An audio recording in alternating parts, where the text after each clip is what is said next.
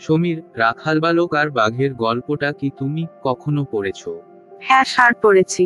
কি শিক্ষা নিতে পারি আমরা এই গল্প থেকে?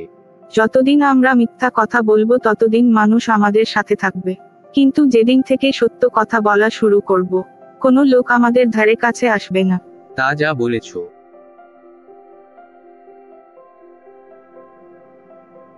সমীর, বলতো ভারতে চেন্নাই নামক স্থানটির নামকরণ কিভাবে হয়েছে?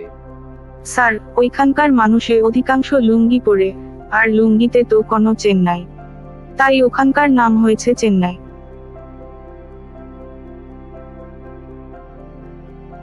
স্যার, 20টা টাকা দেন, কফি খাবো। কেন?